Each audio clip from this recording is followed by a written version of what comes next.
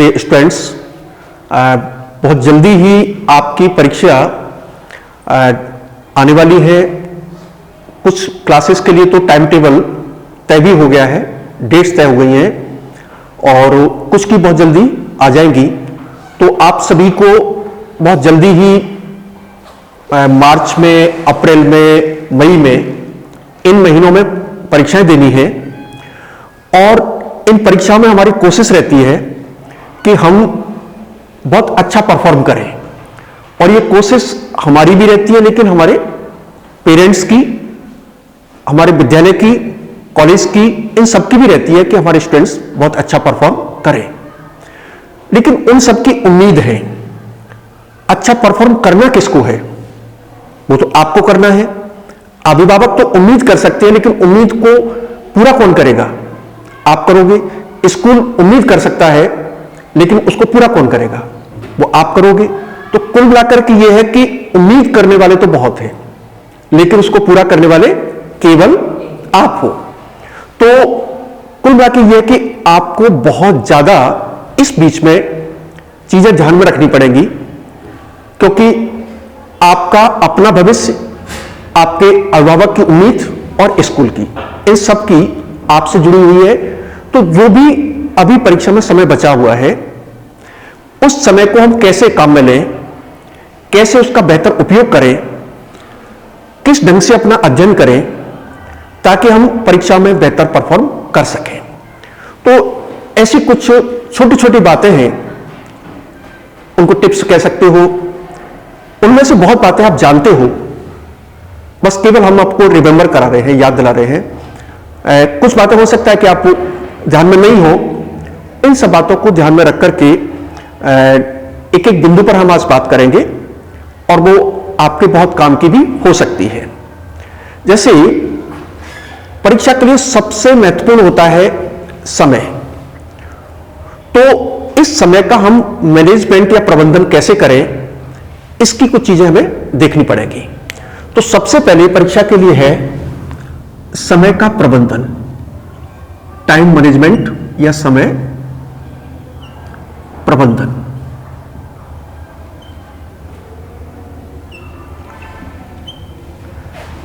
अब इसको हम दो तरह से समझ सकते हैं कि एक तो परीक्षा की डेट अगर फिक्स हो गई तो आज से, अब से लेकर के परीक्षा के बीच में हमारे पास कितने दिन हैं, उन दिनों में कितने घंटे हैं, ये आपको कैलकुलेट करना पड़ेगा कि अब हमारे पास में कुल इतना समय बचा हुआ है। ये जो समय बचा हुआ है, अब इसका हम उपयोग कैसे करें? तो सबसे पहले आपको कैलकुलेट करना पड़ेगा। ऐसे मत सोचो कि बहुत दूर है परीक्षा। बहुत दूर का मतलब यह है कि कितना बचा है अपने पास में। तो दिन के आवर्स ये कैलकुलेट करो। इसके बाद में फिर ये देखो कि हम पर डे कितने आवर्स, कितने घंटे निकाल पाते हैं पढ़ने के लिए, अध्ययन के लिए, क्योंकि आपको उस पर सोना भी है, खाना भी है, तैयार भी होना है, परिवार के और भी काम हैं। तो 24 घंटे में से 24 घंटे तो होते नहीं हमारे पास में। तो जो भी हमारे पास में समय है, एक बार उसकी गणना कर लो कि पर डे हमें पढ़ने के लिए तो 8 घंटे मिलते हैं। हो सकता है किसी बच्चे को 5 घंटे मिलते हो, क्योंकि उसको कहीं दूर से स्कूल आना जाना है या कॉलेज कहीं दूर से आना है, तो उसका रास्ते में भी समय लगता है।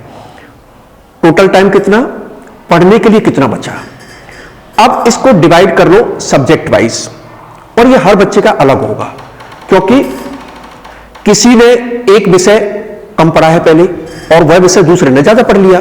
तो अब इस बीच में जो उस विषय को पहले ज्यादा पढ़ चुका है, निश्चित रूप से अब उसको कम टाइम की जरूरत है। तो आपके विषय देख लो कि इस मुख्य परीक्षा में हमारे पास में कुल कितने सब्जेक्ट्स या विषय होंगे। उन विषय में से उनका टाइम तय कर लो कि इस विषय को तो इन 20 दिन में से 3 दिन देने हैं, इस विषय को में 7 दिन देने पड़ेंगे। तो वो एक बार मोटा मोटा तय कर लो और फिर उसमें लगभग 3 दिन तो देने, लेकिन 3 दिन में कितने घंटे, इतने घंटे हमें मिलते, इतने घंटे में ये पूरा हो जाएगा। तो ये आप उसके साथ में अलाइन कर लो। हर स्टूडेंट को अपना अलग बनाना पड़ेगा कि इतना मुझे टाइम इस विषय के लिए चाहिए। ये तय हो गया। अब इसको लागू करो, इंप्लीमेंट करो, क्योंकि तय करना बहुत आसान है, उसको लागू करना उतना ही मुश्किल। तो अब इसको एक दिन 2 दिन लागू करके देखो कि मैंने 5 घंटे पढ़ना तय किया था, मैं 5 घंटे पढ़ रहा हूं कि नहीं पढ़ रहा हूं। अगर आपको लगता है कि मैंने जो तय किया था उसके हिसाब से मैं पढ़ रहा हूं, कोई परेशानी नहीं है। आपको लगता है कि तय तो मैंने 6 घंटे किया था लेकिन मैं तो 4 घंटे से ज्यादा पढ़ ही नहीं पाता, तो इसका मतलब कि पूरा ही शेड्यूल, आपको पूरा टाइम टेबल दोबारा बनाना पड़ेगा। तो ये तो है उपलब्ध टाइम का यूज। अब ये है कि जो टाइम है इस पर हम कुछ बचत कर सकते हैं। आपको 20 दिन ही मिले हैं लेकिन टाइम के साथ 2 चीजें एक साथ होती हैं, कितना समय उपलब्ध है, फिर जो हम टाइम लगा रहे हैं उस टाइम में बचत अगर कर लें तो वो बचत हमारे टाइम को बढ़ा देती है। अब बचत में क्या कर सकते हैं, एक तो समय का उपयोग हो गया, उपलब्ध समय का उपयोग,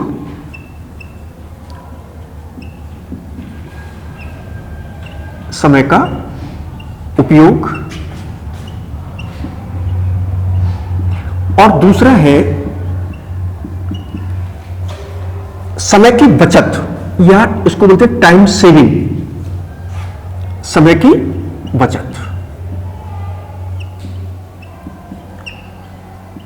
ये कैसे कर सकते हैं, ये भी उतना ही महत्वपूर्ण है। अगर हमने 2 दिन का समय भी बचा लिया तो इसका मतलब आपको 2 दिन एक्स्ट्रा मिल गए। कैसे? सबसे पहले नींद को मैनेज करो, क्योंकि हमारा बहुत सा टाइम नींद में जाता है और नींद का कम नहीं करना है बल्कि इसको मैनेज करना है। नींद का मतलब यह है कि हम वो आराम की अवस्था है, तो नींद में अगर हम रात को 11 बजे जाते हैं तो 11 का मतलब 11 बजे चले जाएं गहरी नींद में, और गहरी नींद में अगर चले जाओगे तो निश्चित रूप से आपको कम समय में नींद पूरी हो जाएगी। और नींद अगर उथली है मतलब गहरी नहीं है तो फिर ज्यादा देर की चाहिए नींद, और फिर भी जब सुबह उठोगे तो थके थके उठोगे, मजा नहीं आ रहा होगा। आप जब सुबह जगते हो तो आपको लगता होगा कि आज तो बड़ा मजा है, एकदम फ्रेश, और किसी दिन लगता है यार अलसा ऐसी नींद पूरी हुई ही नहीं। इसका मतलब कि इंतजाम करना पड़ेगा हमें कि हमें गहरी नींद लेनी है ताकि कम समय में पूरी हो जाए और बाकी समय हम बचा सकें। इसके छोटे छोटे उपाय हैं, जैसे नींद में जब जा रहे हो तो चिंता नहीं होनी चाहिए, क्योंकि अगर कोई चिंता या कोई तनाव है तो रात को वो सपने बनकर आएगा, और सपने आने का मतलब है नींद गहरी नहीं है, क्योंकि बहुत गहरी नींद में सपने नहीं होते। तो चिंता या तनाव को लेकर के नहीं सोए, और इसके लिए कि सोने से पहले हल्का सा या तो म्यूजिक सुनो या चुटकुले पढ़ो या चुटकुले सुनो, बिल्कुल प्लीजेंट होकर के, एकदम मस्त होकर के तब नींद में जाओ, क्योंकि अब तनाव नहीं है तो थोड़ी देर में नींद आ जाएगी। और पैरों पे थोड़ी मालिश कर लो। वजह क्या होता है कि हम बहुत ज्यादा दिमाग से काम करते हैं तो रक्त का प्रवाह ऊपर बढ़ जाता है और फिर ये नींद नहीं आती, क्योंकि नींद के लिए इधर ब्लड का फ्लो कम होना बहुत जरूरी है। अगर हम पैरों पे मालिश करेंगे तो क्या होगा, रक्त का प्रवाह थोड़ा पैरों की तरफ जाएगा, सिर में कम हो जाएगा, उससे हमें आलस आएगा, तुरंत नींद आ जाएगी और गहरी नींद आ जाएगी। तो ऐसे कुछ उपाय गहरी नींद के करने पड़ेंगे, तनाव नहीं, रक्त में बहुत ज्यादा ऊर्जा का या विचारों का प्रभाव भी नहीं, तो सुबह फिर स्वाभाविक रूप से नींद को खुलने दो। इस पर बहुत ये जरूरी नहीं कि आपकी नींद खुलती नहीं है फिर भी आप अलार्म भर देते हैं, उससे बहुत फायदा नहीं होता, क्योंकि अलार्म आप भरते तो हो लेकिन अलार्म भरा, सुबह बजा, नींद भी डिस्टर्ब हो गई, फिर भी आपने दबा दिया, फिर सो गए, फिर बजा, फिर दबा दिया, फिर सो गए, आपकी नींद भी डिस्टर्ब होती रही और टाइम भी नहीं मिला क्योंकि जगह ही नहीं। तो नींद को कोशिश ये करो कि बिल्कुल स्वाभाविक रूप से बिना किसी अलार्म के आप उठो, क्योंकि स्वाभाविक रूप से अगर उठोगे तो इसका मतलब नींद कंप्लीट हो चुकी, फिर अब दिन में आलस नहीं आएगा। तो इस तरह से ये इस पर समय की कुछ बचत हो सकती है। इसके अलावा बाकी कुछ और उपाय है, जैसे ऊब और आलस्य, इनसे भी बचना पड़ेगा। कैसे बचना पड़ेगा कि आलस्य अगर आ रहा है तो तुम 3 घंटे पढ़ लो, याद आधे घंटे का भी नहीं हुआ, तो फिर 3 घंटे पढ़ने का फायदा क्या हुआ। जिस चीज को हम आधे घंटे में पढ़ सकते थे उस पर हमने 3 घंटे लगा दिए, क्योंकि हम किताब लेके बैठते हैं और कुछ ना कुछ और ख्याल में आ जाता है, थोड़ी देर बाद में एकदम ध्यान आया कि क्या हुआ, पता चला कि कुछ भी याद नहीं हुआ, जहां पढ़ रहा था वहीं अटका हूं अभी भी। इसका मतलब कि टाइम हमारा गया और याद कुछ हुआ नहीं। तो बहुत छोटे छोटे तरीके होते हैं कि जो आपको लगता है कि ये कठिन विषय है, या ये टॉपिक कठिन है, तो फिर उसको जब आप बहुत ज्यादा फ्रेश महसूस कर रहे हो, एकदम मस्त, उस समय उनको पढ़ो। और जब ये नींद या आलस्य की स्थिति है, उस समय आप हल्के सब्जेक्ट लो, या कुछ नहीं तो बस YouTube को आराम से टॉपिक डाल दो और आपको लगता है कि ये वीडियो इस टॉपिक के लिए अच्छा है, उसको देखो या केवल सुनो। उससे क्या होगा कि बेवजह का आलस नहीं आएगा। और ऊब कब होती है? ऊब होती है जब हमें बहुत ज्यादा वो सब्जेक्ट प्रिय नहीं है, मतलब हमारी रुचि जो है उससे वो मैच नहीं करता, तो उस स्थिति में हमें ऊब होने लगती है उन विषयों से। तो उस समय यह है कि ऊब अगर हो रही है तो थोड़ा सा टहलो आप, या तो थोड़ा सा बोल बोल के पढ़ लो, या थोड़ा घूम लो, और या कुछ मजेदार सा सुन लो, तो वो ऊब चली जाएगी और फिर आप दोबारा अपनी पढ़ाई को कंटिन्यू कर सकते हैं। तो ऐसी कुछ छोटी छोटी चीजें हैं जिनसे आप समय को बचा सकते हो। और चीजें हैं जैसे समय की बचत में कि आप में से हो सकता है कि कुछ बच्चे बस से सफर करते हो, स्कूल बस से, या पापा जी छोड़ने आते हैं आपको, तो रास्ते में आपको आधा घंटा या 1 घंटा लगता है।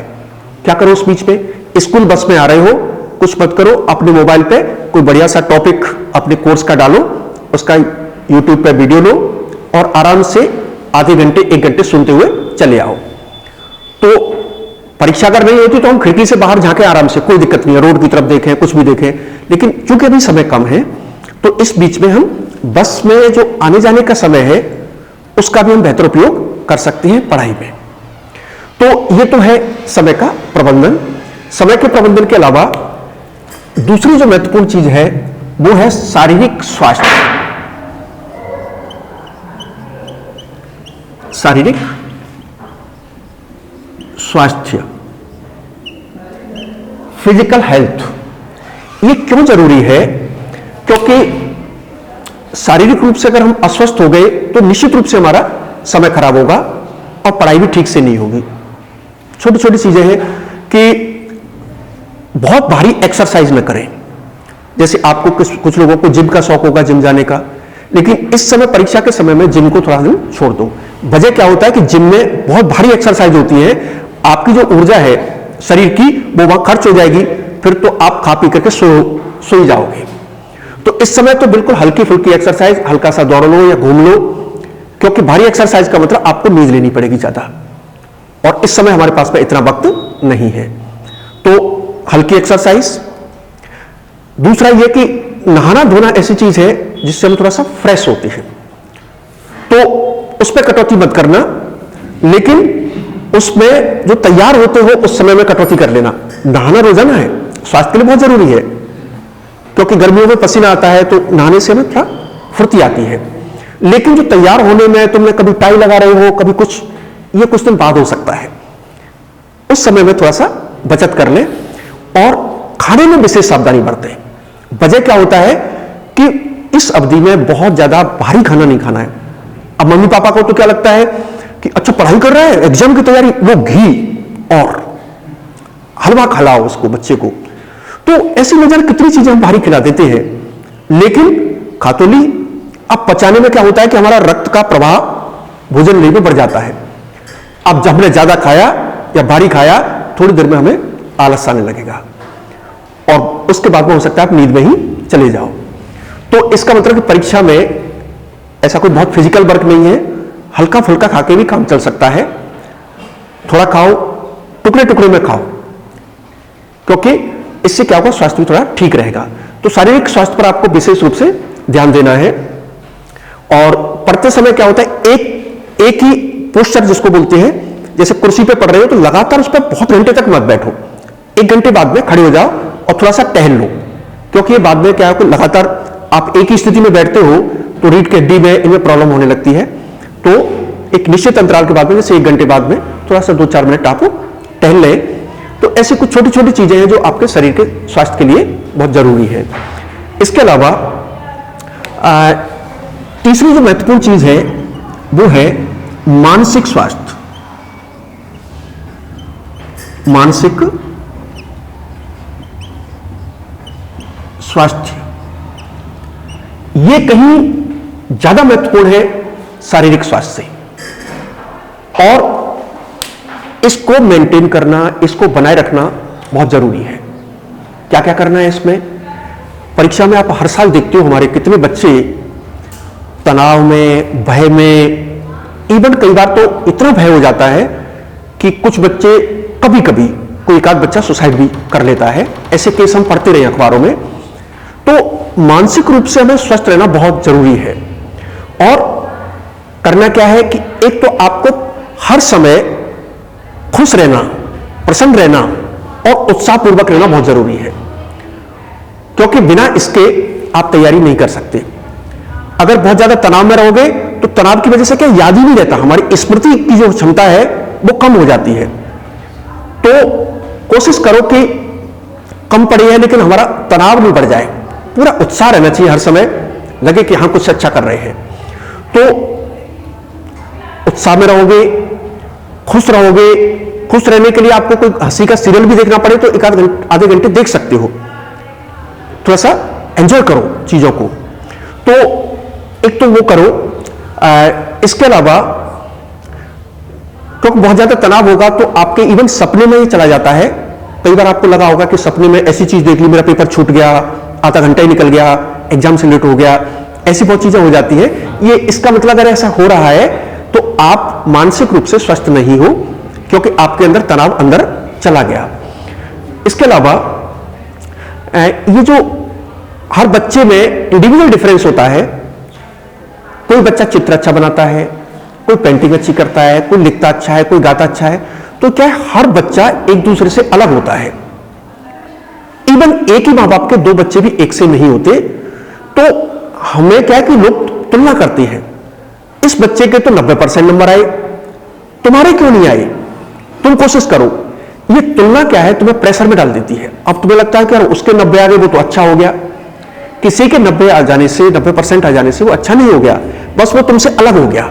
अगर तुम्हारे 60% आ रहे हैं, तुम उससे अलग हो सकता है किसी अन्य फील्ड में तुम्हारे अंक ज्यादा आए, क्योंकि तुम्हारी प्रतिभा अलग तरह की है।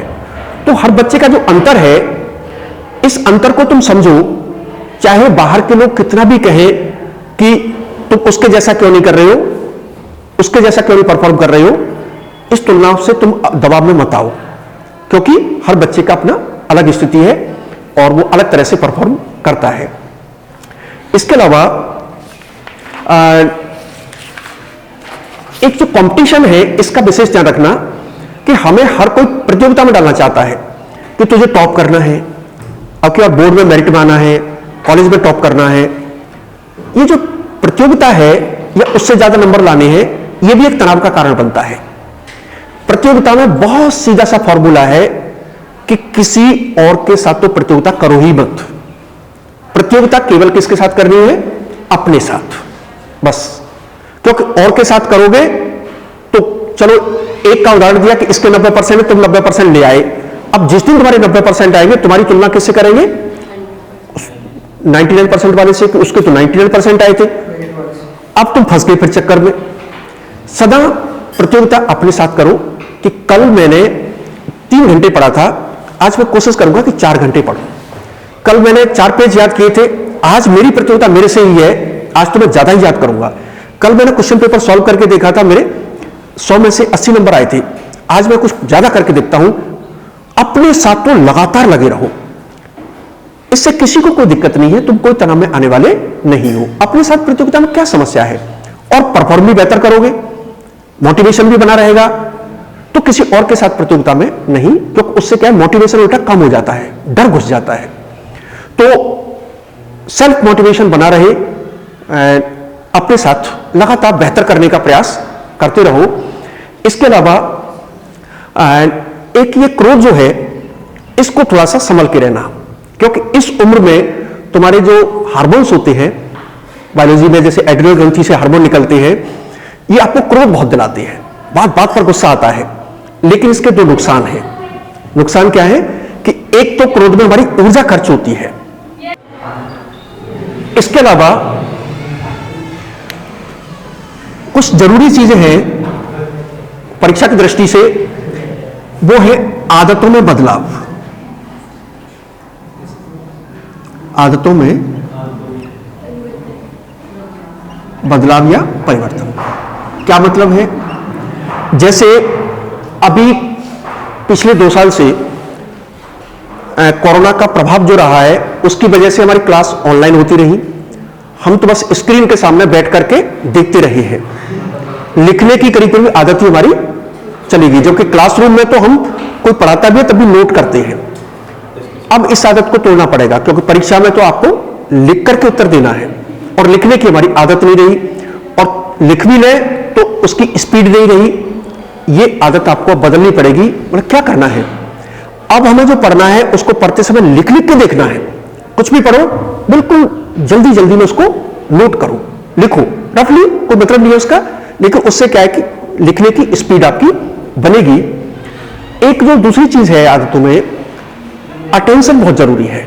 अटेंशन क्या है कि अभी हम जब पढ़ते हैं तो पढ़ते समय कई की आदतें हो सकती है कि जब तक म्यूजिक न चले तब तक पढ़ नहीं सकते, और कुछ का उल्टा है कि अगर म्यूजिक चलेगा तो वो कभी पढ़ ही नहीं सकता।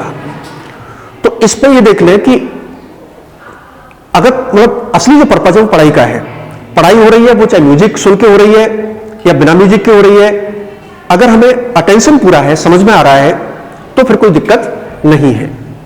और अगर समझ में नहीं आ रहा है, बार बार ध्यान डाइवर्ट हो रहा है, तो फिर इसका मतलब हमें ये बदलना पड़ेगा। इसके अलावा कुछ चीजें हैं, जैसे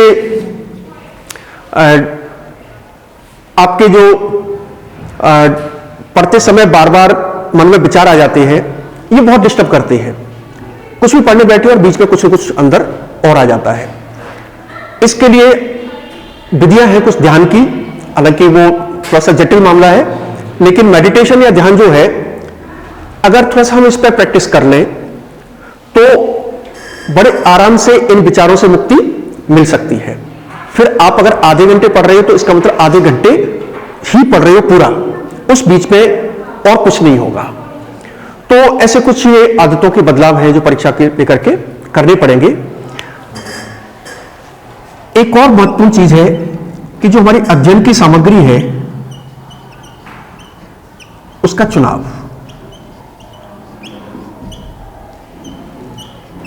का चयन, यह बहुत महत्वपूर्ण है। वजह क्या है कि एग्जाम कैसा होना है, किस पैटर्न पर होना है और हमारी क्षमता क्या है, इसके आधार पर हम अध्ययन की सामग्री सेलेक्ट करें। क्योंकि एक स्टूडेंट की मानो बहुत क्षमता नहीं है, वो देखे कि मेरे साथी के पास में तो इतनी बढ़िया रेफरेंस बुक है, वही रेफरेंस बुक मैं पढ़ूंगा, तो वो नहीं पढ़ पाएगा। उसके लिए तो सिंपल जो टेक्स्ट बुक है वो सफिशिएंट है। तो किसकी क्षमता कितनी है, उस क्षमता के हिसाब से वो अपनी अध्ययन सामग्री इकट्ठी करें। और इसमें कुछ स्टूडेंट क्या करते हैं, जैसे पासबुक को बेस बुक बना लेते हैं। पासबुक प्रैक्टिस के लिए होती है, सिर्फ ये प्रैक्टिस के उसके में क्वेश्चन किस तरह के आते हैं, किस क्वेश्चन का क्या एग्जैक्ट उत्तर होता है, उस पर वो मदद करेगा। लेकिन पूरी अंडरस्टैंडिंग या पूरी समझ बनती है वो केवल और केवल टेक्स्ट बुक और रेफरेंस बुक से बनती है। कोई वन वीक सीरीज, कोई भी पासबुक पूरी समझ नहीं बना सकती, क्योंकि पासबुक में क्वेश्चन आंसर की फॉर्म होती है, तो पूरा समझ में नहीं आएगा। प्रैक्टिस के लिए ठीक है, सीरीज भी ठीक है, पासबुक भी ठीक है, लेकिन पूरी समझ के लिए, पूरा पढ़ने के लिए एक बार टेक्स्ट बुक। दूसरी बात यह ध्यान रखें कि रेफरेंस बुक को भी किसी एक कोई बेस बुक बनाए। बेस बुक का मतलब अधिकतर टॉपिक हमें उस पर मिल जाने चाहिए। फिर किसी टॉपिक को और क्लियर करने के लिए कोई दूसरी रेफरेंस बुक हम कुछ देर के लिए कंसल्ट कर सकते हैं, लेकिन बेस बुक सना एक ही होनी चाहिए। तो text book, reference book, series, passbook कौन सी हमें यूज करनी है, ये पहले ही कैलकुलेट आप कर लें, देख लें कि क्या हमारे लिए उपयोगी हो सकती है। दूसरे, आजकल हम बहुत ज्यादा टॉपिक देखते हैं यूट्यूब से। यूट्यूब पे इस समय समस्या क्या है कि एक टॉपिक के लिए आपको 10-10 वीडियोस मिल जाएंगे, कौन सा सही कौन सा गलत।